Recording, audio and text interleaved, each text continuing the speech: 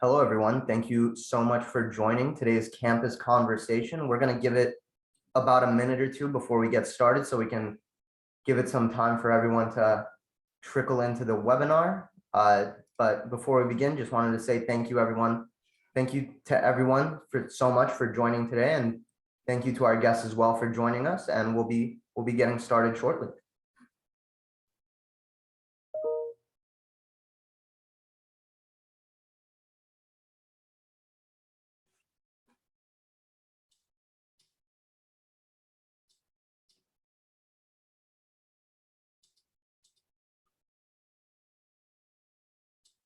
We'll be getting started in about another minute or so.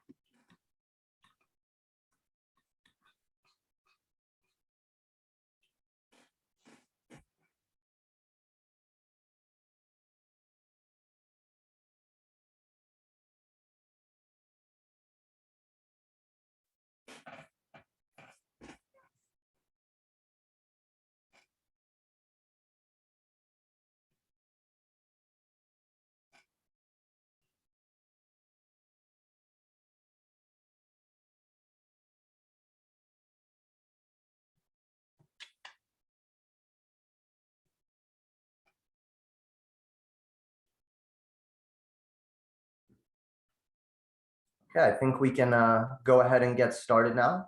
Well, hello again, everyone. Thank you so much for joining today's campus conversation. My name is Cheyenne Mushtail, and I serve as your Associated Students Attorney General. Before we begin in just a moment, I just wanted to go over a few quick things about this Zoom webinar. First, the live transcript for those who would like it is available at the bottom. You can access this live transcript. This session will also be recorded, so if you are not presently viewing it, if you're not presently in the Zoom webinar, you can view it at a later date and time. So that will surely come in handy. And if you have any questions for myself or either of our guests, please feel free to drop it in the Q&A section of this webinar. And even if we can't get to this question during the immediate Zoom webinar, we'd still love to hear your questions, and we could get back to you either during the webinar, or we could get back to you and respond to your question at a later date and time. And yeah, so that covers a few of the things that we want to cover before we get started. So now let's get started. I'd love to introduce our two wonderful guests. First, I'd like to introduce Ranjit Philip. Ranjit Philip is the Interim Vice President for Information Technology and the Chief Information Officer for the university. Obviously, very, very integral role for our university. Obviously, an absolutely legendary status and position for all the wonderful things he does and fulfills within our university. Thank you so much, Ron, for joining us today. Thank you so much, Cheyenne. Those are very kind words, and I really appreciate it.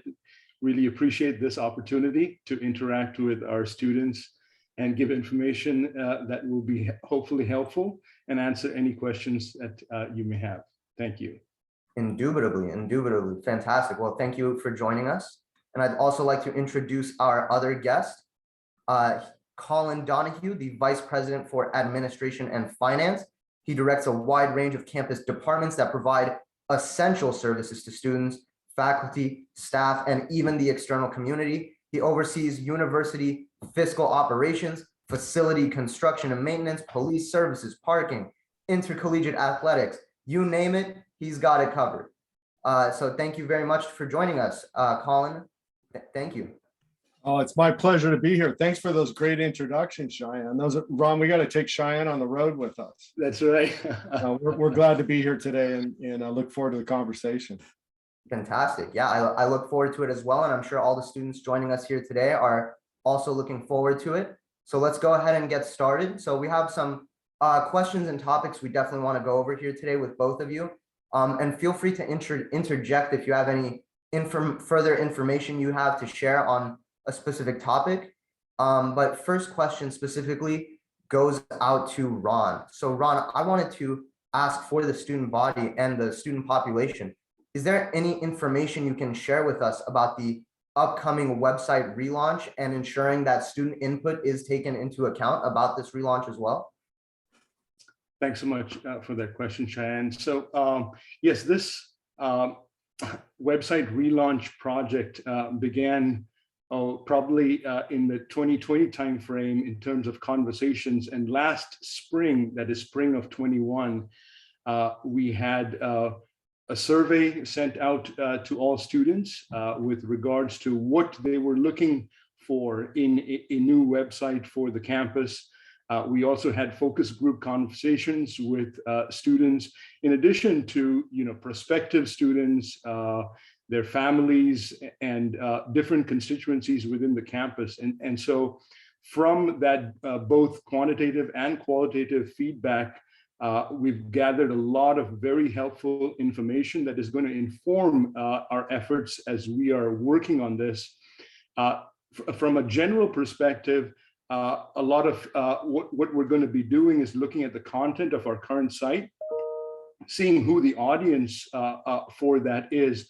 Is it for prospective students and who are looking to our campus? What is our campus story? How does it speak to them? Looking for content that speaks to our current students, our current faculty and staff, and then distinguishing that content in what is going to be made publicly available to those who are looking to our university or who are currently affiliated with our university, and what would need to be behind a campus authentication username and password, which we call the My Northridge portal. And so as we look at this website relaunch project, we're looking at both the website and the My Northridge portal, which we're hoping to do over these next 12 to 18 months. And one of the things that we will be doing is making sure that as students get to the website, that it has streamlined information for them, both on a desktop computer or a mobile computer, that it's accessible, it's secure, and making sure that anything that is pertinent and that is personal to the student is behind that My Northridge portal framework, so that you enter it using your user ID and password. And so, so much more to come, but we're very appreciative of the feedback that has been provided by our students to inform our efforts. Fantastic. That's great news. And I know I myself, as well as our general student body, definitely look forward to this coming together and assembling. We'd love to see how it turns out. And our next question goes out to Colin. Colin, we were hoping that you'd be able to speak a little bit, as students very much anticipate this spring semester, first semester where, if I'm not mistaken, 70% of the student body is potentially coming back to campus. If you could speak a little bit to what the spring semester could look like for students from a campus perspective in terms of COVID and safety protocols, and what students can generally expect out of this upcoming semester. Love to, and we're pretty excited about it. As you said, Cheyenne, about 70% of classes should be back in person. So what we're going to see is something that looks like a lot more like a normal semester.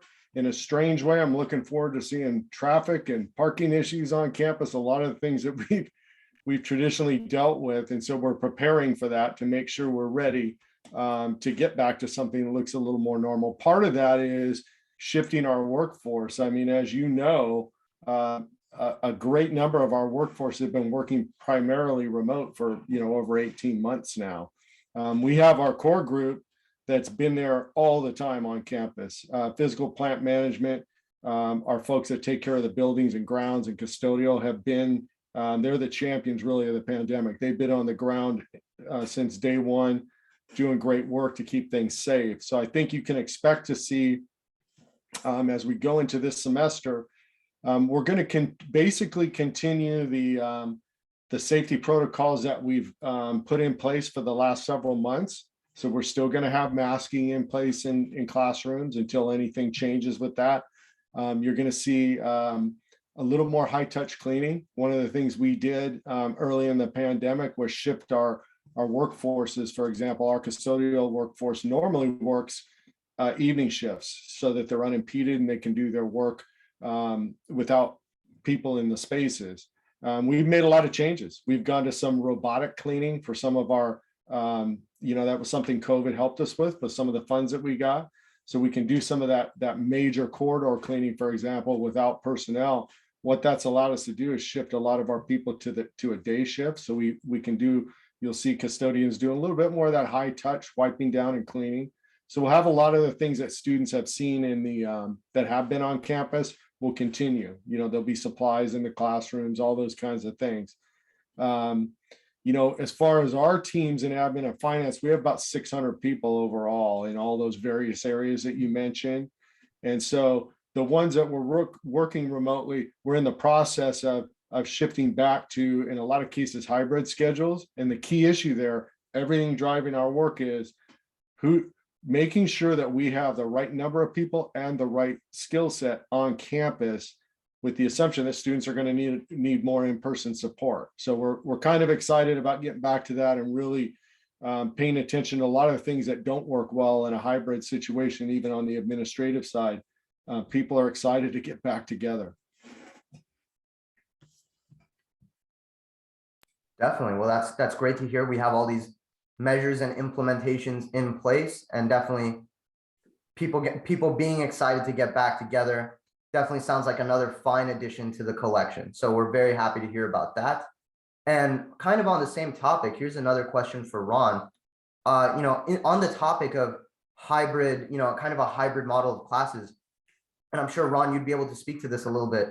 How is technology being incorporated into classrooms? And as a member of the Academic Technology Committee, I know in our past committee, we've been talking a lot about hybrid classrooms and HyFlex, and how HyFlex technologies are going to be incorporated into the classroom. And I personally think that's a very exciting technology. So I was wondering if you could share a little bit more information about what classrooms could potentially look like in HyFlex as well.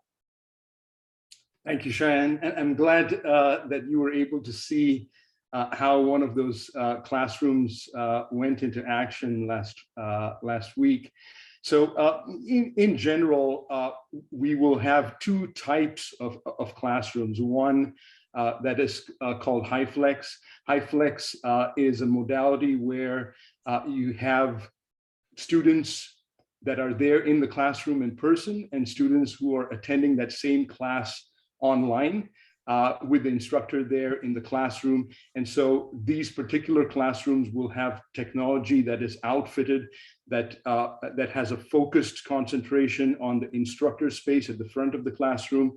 It will have a camera that can beam into to the whiteboard area or the instructor podium space as well as a microphone setup that picks up the voice of the instructor as they walk through the front of the classroom. It will also have a camera that is pointed towards the students who are seated in the class there physically, with a microphone array that picks up the sounds or the feedback from the students, allowing then for that interaction to happen between those who are online via Zoom session, attending that class.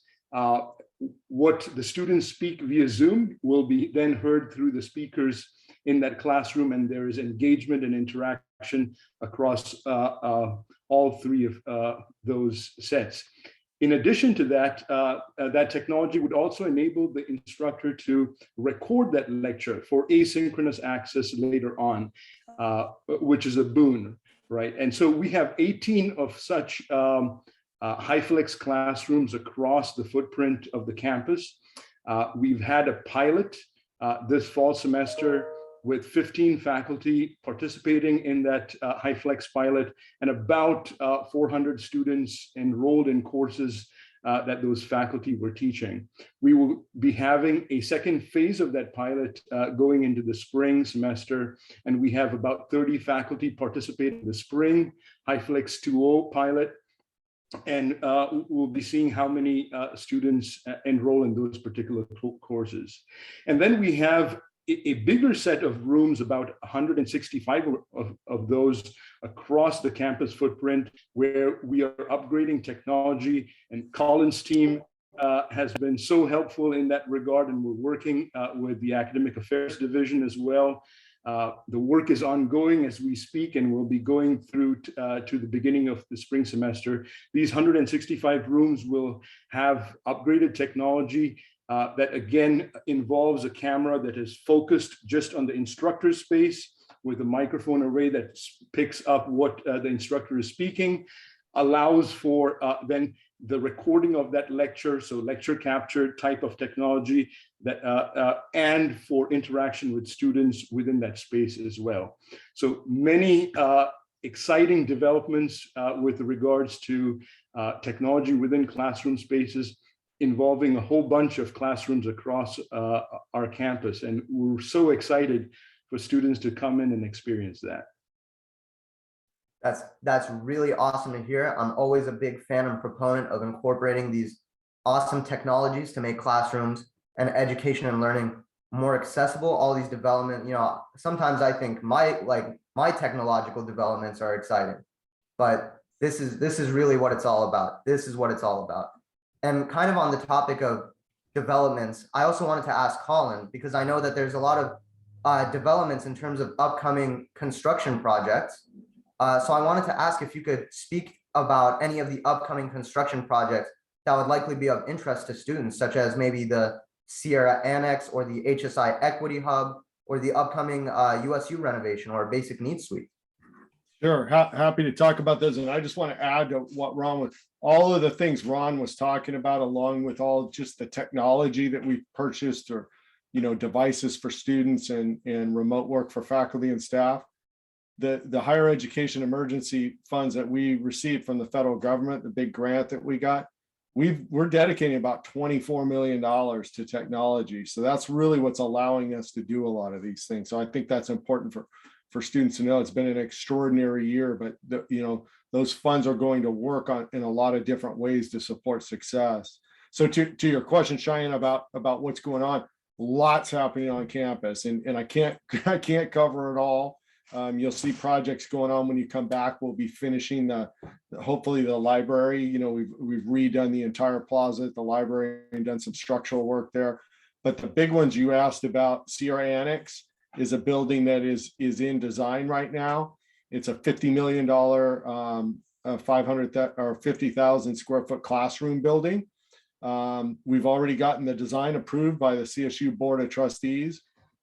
You should see us starting construction around January of 22. So when students come back, you'll see that area fenced off. It's just west of Manzanita Hall along Etiwanda Boulevard. And that project will complete in late 2023, probably opening in spring 24. So it'd be good to see that happen. It's a long time coming. It's been about a decade or so since we've gotten a state funded classroom building. And that really is a first stage. That building will allow us to have the classroom space necessary to do a phased renovation of Sierra Hall. Sierra Hall is our biggest, largest building on campus, about 160,000 square feet. And so in order to do a phased renovation there, we're going to get this building first. So that'll be a great state-of-the-art building. The Hsi Equity Innovation Hub is a building that's just to the east of Jacaranda Hall, kind of across catty corner from the student union area. Pretty exciting project. It's a $50 million project. We got $25 million that the governor got behind and put a specific allocation in the state budget for it. And this is really designed to be a state-of-the-art accelerator for Latinx success in STEM fields. And so the focus will be on supporting our students in those areas. And there's some state-of-the-art labs and learning spaces in there, but also in community connection in K through 14 nationally. So it's a big initiative for the entire system, but this building will be part of it. So we're in the middle of design on that now. Construction on that one would be just about a little more than a year from now. So it would start early 2023 and complete in 2024, late that year, probably around September or so. And then the biggest one going, many of the students may be aware of the USU renovation and addition. That's about a $140 million project that is in full swing. The USU is in design on that now.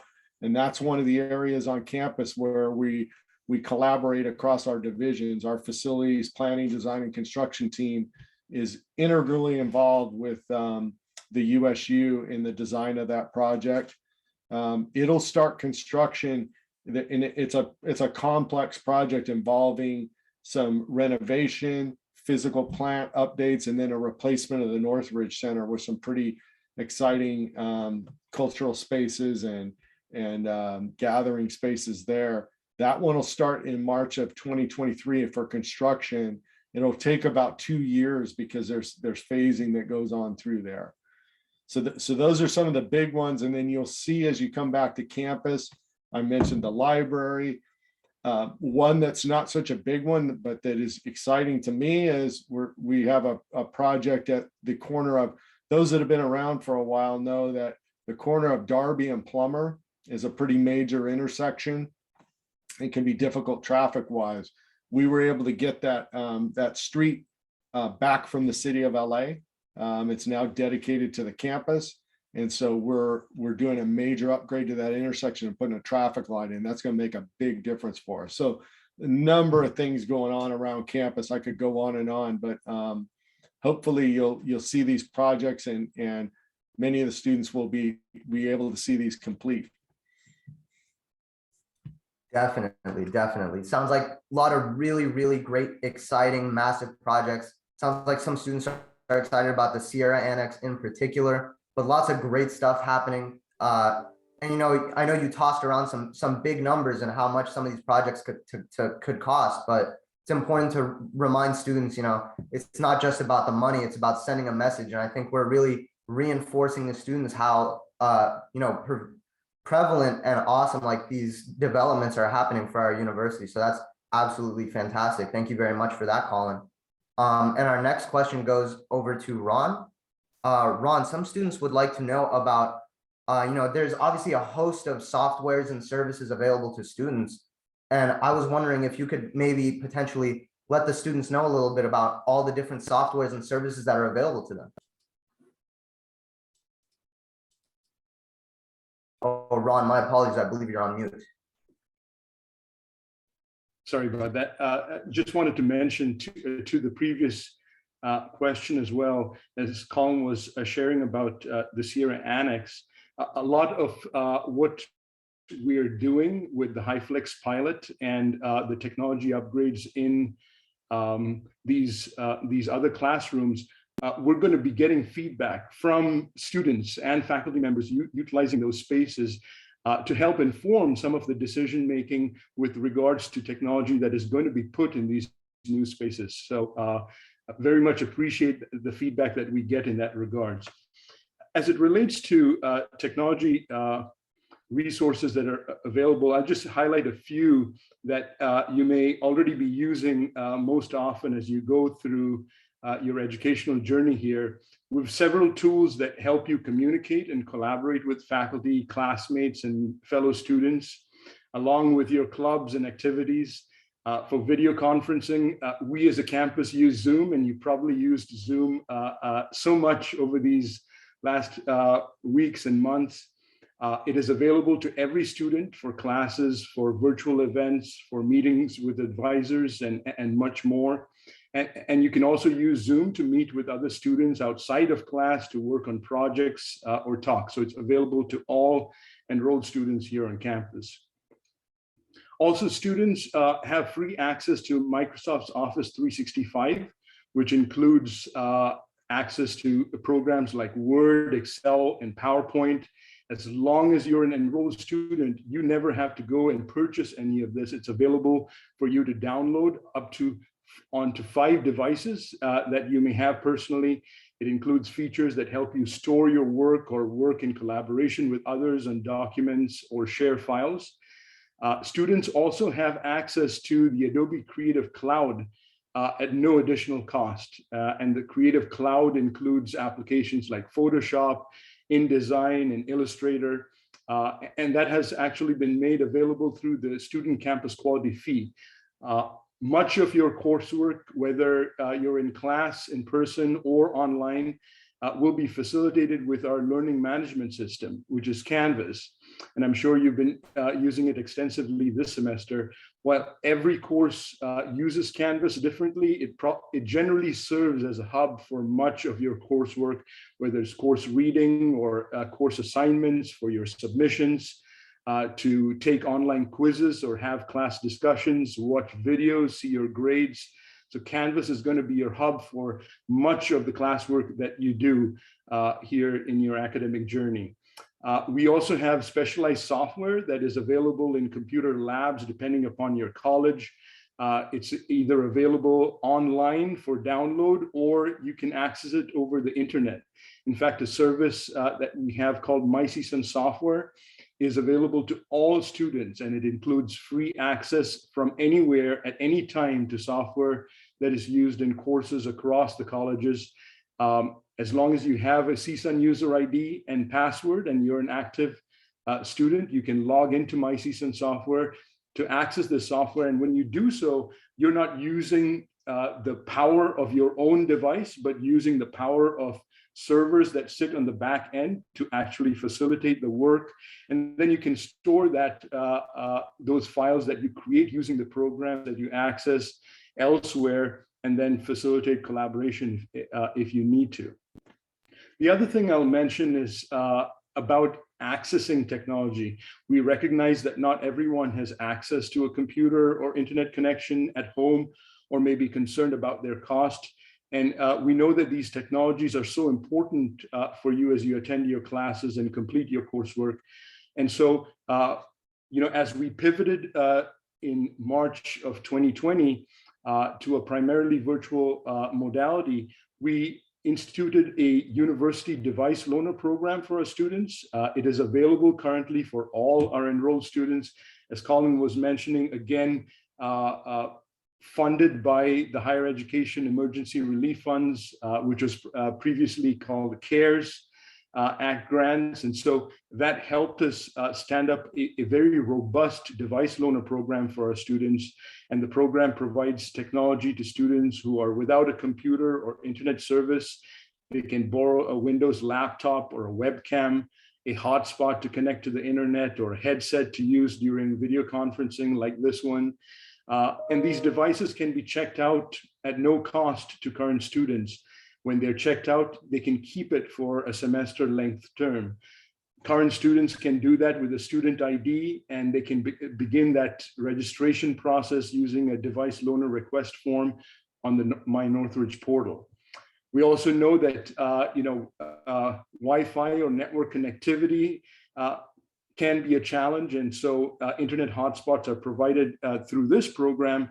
As we also have a resource online that talks about other internet service provider vendors in our general area, the subsidies that they are providing for students through federal grant dollars and other avenues. And so the IT website is a resource for you to get links to that kind of information. The last thing I'll mention is support. When a student has questions or encounters any problems with technology, just know that the IT team is there to support you. You can contact the IT help center if you have problems logging into CSUN software, or have a question about how to use any of the software, or encounter issues with your password or ID. IT help center is available from 8 to 5.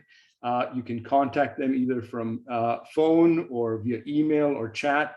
And we continually expand the self-help resources that are available so that students can look for that information themselves online through the IT help site. One final thing I'll mention, and it is particularly important as we enter the holidays, protecting identity and information online is of paramount importance, and it's for all of us. And unfortunately, bad actors are taking advantage of the pandemic and to mount online scams designed to steal passwords or information. And so there are a few things that students can do to protect themselves. CSUN will never ask anyone for your user ID or password in an email. So if you get an email asking you for a user ID or password, that's a fake email. If you just know how to educate yourselves with phishing attacks, we have examples of fraudulent emails which are disguised as official communications from the university or from banks and governments and other parties, attempts to have students enter their user ID and password in a site that looks very similar to ours. And so be very cognizant of that. Those examples on the IT security site help you with understanding what is a legitimate email from CSUN or not. And I would encourage students to go and look at that, especially as we go into the holidays and into the new semester. Very important to make sure that our identity and the data that we have as students is protected. And so hopefully this information is helpful. Definitely, definitely. Thank you very much, Ron. I know that information is helpful because I, in fact, recently got an email like that and responded with my username and password. Just kidding, I did not do that. But yeah, so it's very important information just as a general reminder for students to know. And also all of that other information in terms of resources and services available to students, all fantastic information. Thank you very much for all of that, Ron. And the next question goes to Colin. Colin, the students would like to know, as we all know, education and academia itself is one of the cornerstones of a college experience, of a college education, of what a university has to offer. But this is not the only thing that comprises and makes up a university. And many students are wondering what kind of other activities and events are coming back to the university outside of classrooms, the sort of events that students can look forward to, such as the events that the Soraya is offering, intercollegiate athletics, and other programs. Yeah, absolutely. And I know in addition to the areas that that I have, obviously AS and USU are really opening up all those opportunities. For example, that, if anyone on the call didn't realize, the rec center is open and it's really active. So those we've, again, have the safety protocols, but those normal student activities will be open. Our food service venues will be much more open. Most of you that have been on campus know it's been pretty restricted due to the foot traffic. There just hasn't been enough business basically to open most of the venues other than Arbor Court and the bookstore, but we're going to open those back up. Primarily all of them will be open other than maybe Sierra Center, and we're going to see what the foot traffic looks like, and if it's conducive to it, we'll open that as well. But all the coffee houses will be open again. I think people will be happy about that. We don't want those long lines. But to the couple that you specifically mentioned, we have 19 intercollegiate athletic sports, and so we're in season for basketball and men's volleyball now. Those events we're all ready to go. We have the safety protocols. Students can go to the our students, they're all those events have always been open to all of our students. So I really encourage students to get back in and support the teams. Your teams need the support. It's been a really difficult year fighting through COVID. We had a couple teams that didn't compete last year, but all those student athletes are in working hard. And those are fun events. If you haven't been to basketball, volleyball games, and some of the others, whatever you like, we have it, and it's there for you. So please come and support. The other one I want to say is I have a great thing to share about Soraya. So for our current season, which is ongoing, and you can go on to the Soraya's website, students are going to have access to free tickets for the entire season this year. So we've always tried to do as robust a ticket offering as we can do. A lot of times we offer late discount tickets to students, but this year we made the decision to provide free tickets so the students can go to the ticket office anytime. They're open Monday through Friday, I believe, 11 to 4. And so take advantage of that. There's a lot of great unique kinds of presentations that we do at Soraya, whether it be music, dance, spoken word, all different kinds of things. And you'll see some unusual things that maybe you've never experienced before. Give it a try. There's a lot of international music, really interesting things. So I want students to be able to take advantage, and hopefully we can, through AS, we can get the word out that we're doing that and get some good participation. Yes, definitely. That's great to hear that so many things are coming back. That's great to hear about all the, in terms of the Soraya specifically, all the different offerings and how it's all totally free. So you call, I'm there. I'll be there. All right. Fantastic. We're going. We're picking out an event. Fantastic. And whichever one you want to go to, I'll be there. All right, got jazz club it is. Oh, fantastic, fantastic. Good choice. I'm a big fan of jazz. Good to know you like jazz too. Well, thank you for sharing that, Colin. And I'll see you at the next jazz event at the Soraya. And next question is for Ron. Ron, another really exciting element that's currently being worked on is OneCard and OneCard implementation. I was wondering if you could maybe speak a little bit to students about what OneCard is, and if you could share a little bit about what that's looking like and how that's going to be implemented for our university. Thank you, Cheyenne. Absolutely exciting effort that is underway, as you were mentioning. And so OneCard implementation team has been working now with student representation on it. They're working to choose a vendor partner that will work best for our students in our campus.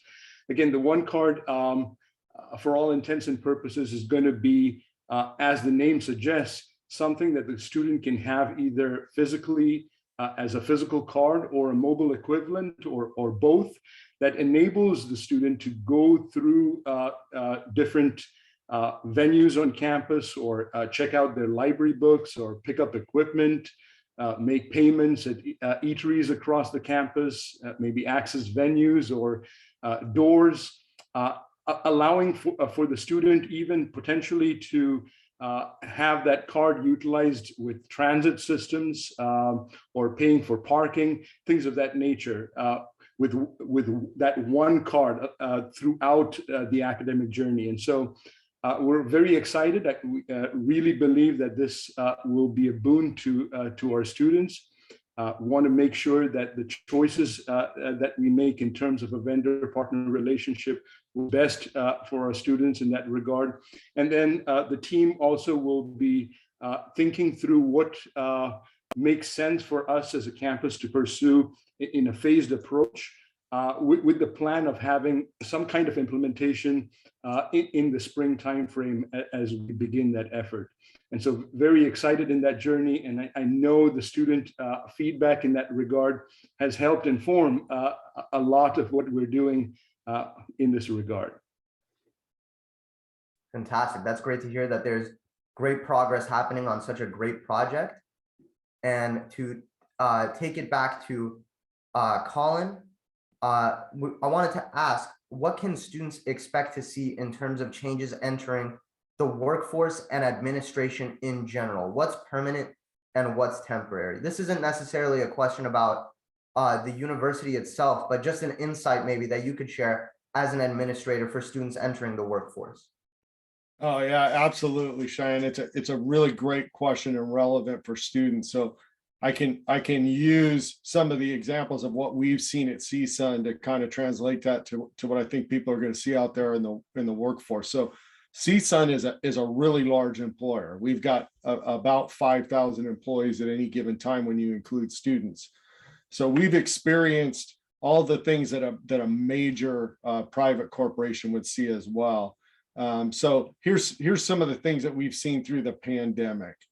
Number one, lots of retirements, right? It was a time when a lot of people that might have thought they were going to do something in the next few years said, it's, I'm going to go ahead and retire.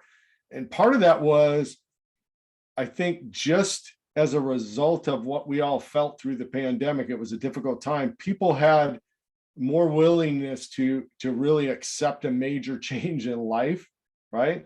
Some of it was imposed on us. And so they would, in addition to that, really, people also are more apt to seek a major change. There's a little bit less fear in change, I think, because of what was imposed on us. So that's kind of shaken up the work environment. I think it'll, and we've seen a lot of transition. Ron knows we're doing tons of hiring, and Ron's area is one of the specific areas that, in IT, there's a lot of movement because much of that work can be done very, very effectively remotely. And so it opens up opportunities for people to live almost anywhere. I think things will start to balance and normalize a little bit, but it's probably never going to go back to what it was as far as in-person versus hybrid, for example. But really, in one respect, it's just an acceleration of what we've been seeing for a number of years anyway. We have seen a change in people like me that are I've been here at CSUN for 25 years and had a great career in several different positions, but you see shorter tenure, so you have to address that. I guess if I was going to say a couple of things to, that might be helpful for students as they enter the workforce, all the restructuring that we're doing and that companies are doing because of this shift, there's shifts in responsibilities. This restructuring really provides a lot of opportunity for growth and advancement. So look for those opportunities to change a position and to take on more responsibility. It's really necessary now. So that's really I think a positive thing if you look at it that way. And then I would also say, I would advise to consider when you're, a lot of people look at jobs and say, well, I want to be remote, or I want to be hybrid, or, some people want to be in person. Think about it holistically. You do need, especially when you're starting your career, you need to have relationships and develop those with people. And if you're 100% remote, it's difficult to really get the mentorship and the culture building that you need. And also, frankly, management opportunities can pass people by because, frankly, any level of management is difficult to, and some might argue impossible to do fully remotely anyway. So it's just something to keep in mind in that balance. We're learning a lot about the world of work. And so we're trying to incorporate all the positive things that we've learned. We never would have made some of the technical advancements that we've made. I think, Ron, you'd agree. We could be sitting here 10 years from now and we wouldn't have done that. We can work well remotely.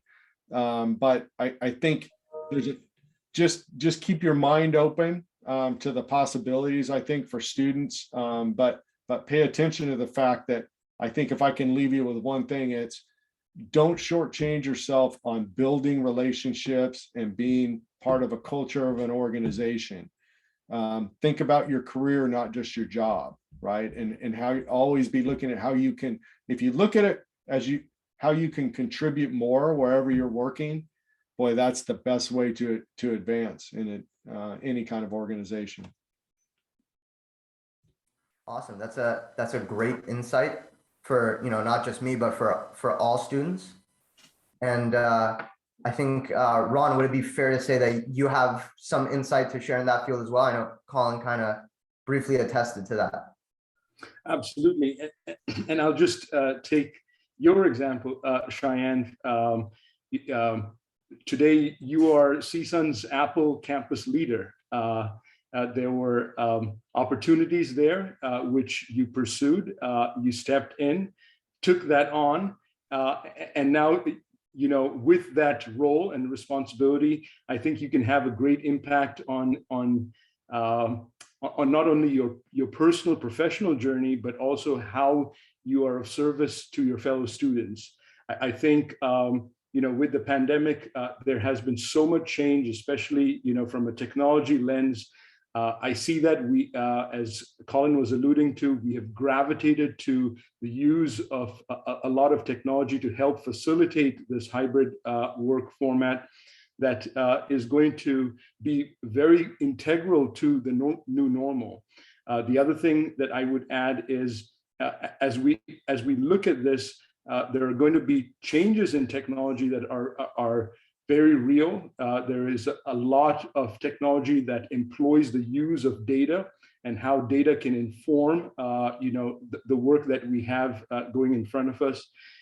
And so, as students go through their academic journeys here, knowing that these opportunities exist and how to look for those, seek help whenever it is needed. We're here to support you through that journey. And make that transition to the professional work sphere. Fantastic. That's awesome to hear from both of you.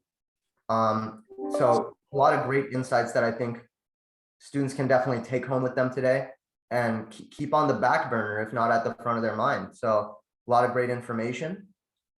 This next question pertains kind of similarly to a topic you briefly mentioned, Ron, but I was wondering if you could share any information in regards to Hsi Success and how that relates to our university. Thank you, Cheyenne. Yes, this is a new effort, again, funded on our campus through the Higher Education Emergency Relief Funds that were granted. It's a system-wide effort. The first phase, there were 8 campuses participating, and ours was one of those. As part of Hsi Success, a device is provided to all first-time freshmen and new incoming transfer students. And so on our campus, that was about 10,800 students becoming eligible for a Hsi Success kit. The Hsi Success kit included an iPad Air, a 64 gig iPad Air with an Apple keyboard folio and an Apple Touch pen. As part of the kit, which was equivalent then to a laptop form factor. Any student who qualified, that those are first-time freshmen and new incoming transfers, could go into the Mind Northridge portal, register for a Hsi Success device, and then go pick that up from the campus store. That program is available as we go through this fall semester and will be available as we go through the spring semester as well to any students that meet those qualifications. Out of the 10,800 students that are eligible for it, we've had 6,000 of those students register for a device, and a little over 5,200 students actually come and pick those devices. We have the devices in inventory. So if students need this, they can enroll through the Mind Northridge portal and go and pick up those devices. Very similar to the device loaner program, where students can go into the portal. There's a device loaner link that's available, and that is available to all enrolled students, right? The difference between Hsi Success and the device loaner program is, with Hsi Success, these eligible students can go pick up a device and they can keep it all through to their graduation.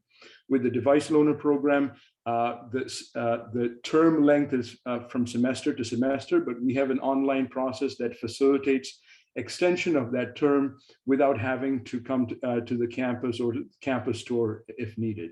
So very excited about this, and we're hoping that we can continue this as a program as we go into ensuing academic years. Awesome, fantastic. I know the Hsi Success program is a wonderful program, and it's great to know our university is really utilizing this. And our next question goes out to Colin.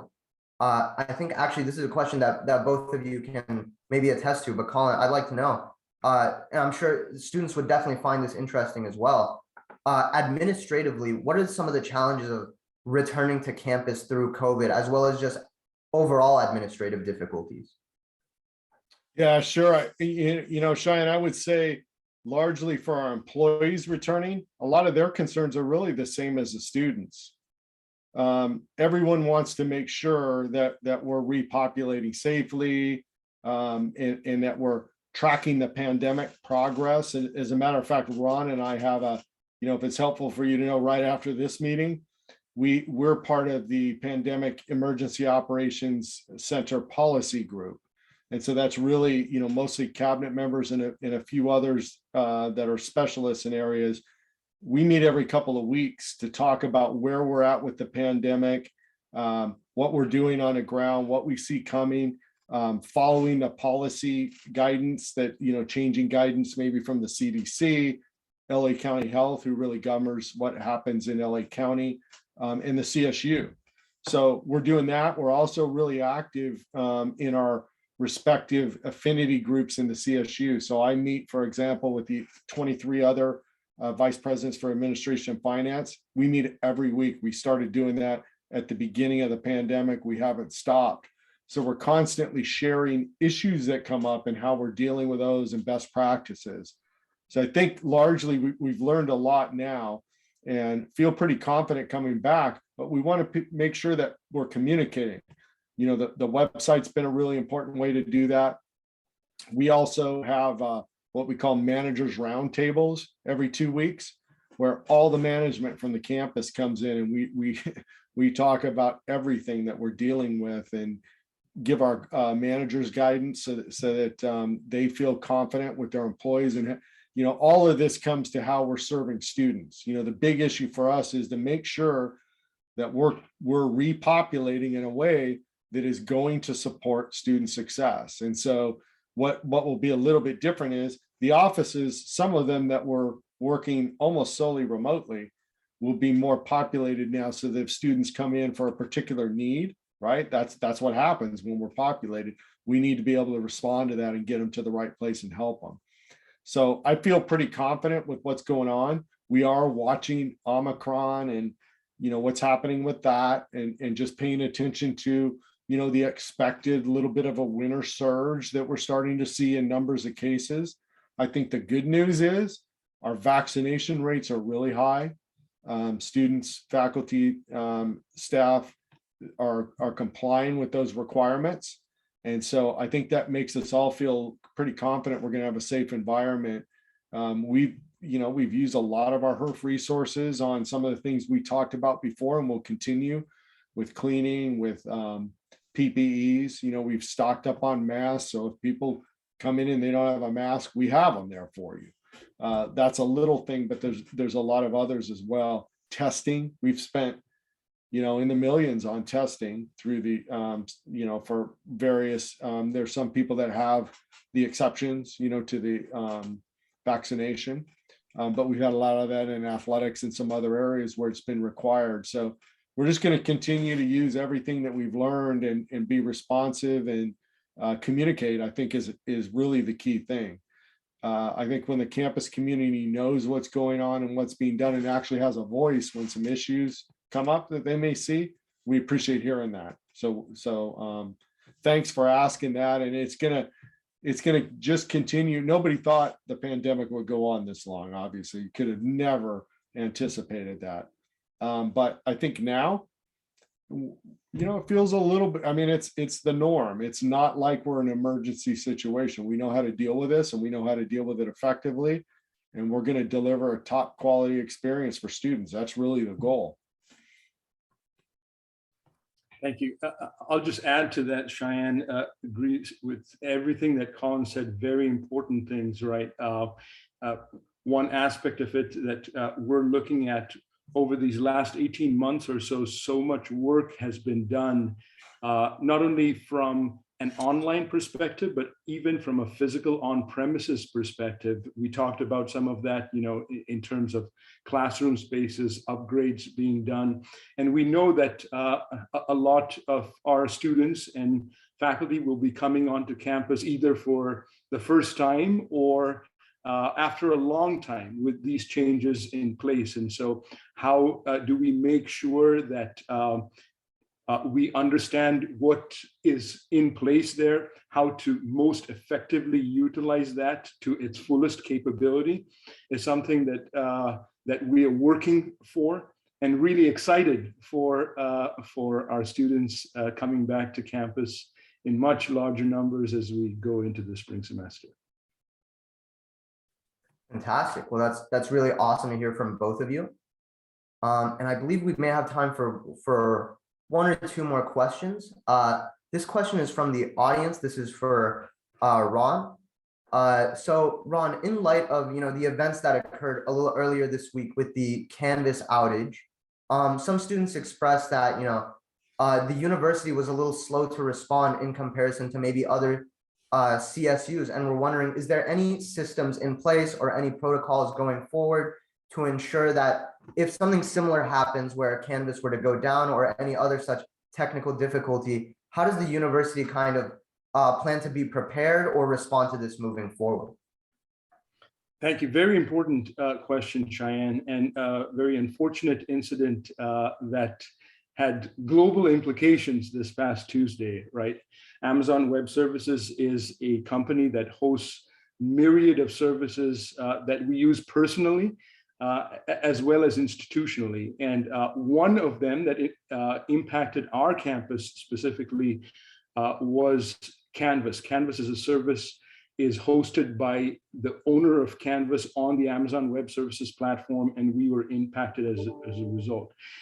Generally, when it comes to service interruptions, the first thing we do is we understand what the scope of it is as it pertains to our campus, who is impacted, and depending upon that scope, make sure that we have communication put in place on that scope. So in this case, given that it was wide in range, the first thing that we did is, and this is something where this kind of forum also helps with, we have an IT status service page that anyone can link from our main IT page, csun.edu/IT. It always gives you an understanding of what, from a service perspective, is down or interrupted. And so as soon as the Canvas outage happened and we were aware of the scope of it for the campus, that particular page is updated. Depending on the scope, in this case, we also include an update on the main CSUN page where students can go and bring down the drop-down menu to log into the My Northridge portal. On the right-hand side, there is space there for us to put campus notifications from a technology perspective. And so in this case, that was done as well. Given the scope of this was as broad as it was, we also put a notice in the My Northridge portal. The My Northridge portal gives us an avenue where we know students frequent, and we have a service outage or interruption pagelet that can be made available to all our students, faculty, and staff. We also have landing pages for each of our services. So for Canvas, for example, csun.edu/IT/Canvas is the landing page for the university. And we do know that a lot of our students and faculty use that page to log into Canvas. And because this particular outage prevented folks from logging into Canvas, we put a major announcement on that landing page as well, indicating that that was impacted. But again, every such occurrence is a learning opportunity for us to find out how we can further improve this. And this kind of venue and your feedback helps us even think through, evaluate, and improve those as we go forward. So we'll be looking at that as a team and seeing what are the different other avenues that we could consider to make sure that that communication goes as soon as possible to our students, faculty, and staff. Fantastic. Well, that's great to hear that, you know, the university is prepared for these sorts of occurrences and that we are actively taking measures and things are occurring in case of such emergencies or incidents. And I believe we have time for one last question. I'd love to, yeah, so I believe if we have time for one last question, is that good for both of you?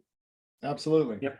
Okay, fantastic. So I just wanted to ask if we could get a little peek behind the curtain and ask, how do the two of you work as administrators and vice presidents of the university? Both collaboratively and independently, what do your roles look like? Ron, I can jump in and start if you want. Sure thing. We like each other, number one. Hopefully you can tell that. It's actually really important to have good, close working relationships and a lot of trust. I would say really to kind of give you a glimpse of how a cabinet functions, we really do work as a team. So a lot of times folks will look at, consider, well, there's administration finance, and then you have Ron's area, and there's the provost, there's another VP for academic services. Yeah. And we don't work that way. We work very closely together as a team. It really is a cabinet. We're in there with the president constantly, working on the priorities of the campus. So I think number one, it is not siloed at all. It's very important for a cabinet to function freely and be able to have, we deal with some serious issues. So we deal with emergency issues a lot of times, and major financial decisions that we need to make. A lot of things around student services and communication, quick communications we need to do. we have to be collaborative in that. So we have a lot of ways that we work together to do that. But it's a constant, we're on the phone with, Ron will probably call me at 6 o'clock tonight when things cool down a little bit about something, we do that. So I think that's probably the most important thing I would say. It's less the structure, but it has to be a dynamic relationship with a lot of trust.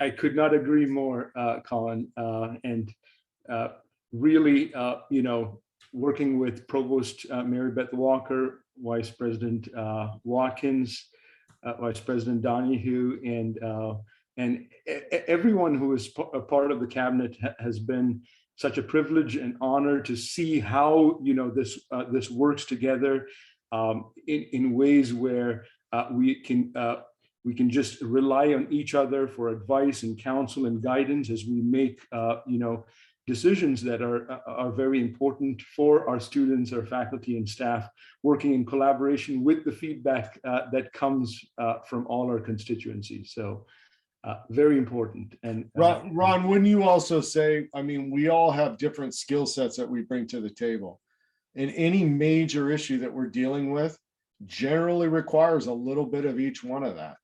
And so, that's really important, and it's something we have to infuse in our teams. I've been in the system for a long time, so I've seen things that not only at CSUN, but at other campuses, and some are healthier than others. I think it's really important that we infuse those values down through our teams. If we're going to serve our students, it takes a lot of collaboration to do that across the university.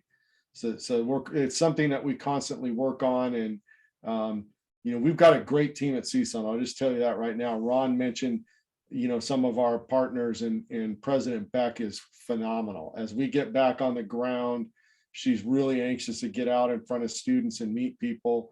But we really are an integrated team, and we're working hard to move this university forward. Awesome. That's really fantastic to hear from both of you so much about that. I'm glad to know that our cabinet, our university's cabinet is a real team of Avengers. We got a real all-star lineup up there. So I'm super happy about that. And I can attest to the great work that you're all doing. I know we try to model our cabinet, our associate students cabinet, to be as strong. And I'd like to think that we've been successful so far. And I'd like to say thank you both so much for your time. Thank you for taking the time to speak with me for our campus conversation. So big thank you to Vice President Ranjit Phillip and Vice President Colin Donahue for their time. Thank you to everyone coming out today to view our campus conversation. And you can check out our next campus conversation coming next semester. So stay tuned. It'll be taking place next semester. Make sure to register and ask your questions for the upcoming campus conversation. Thank you all so much for coming, and have a fantastic weekend.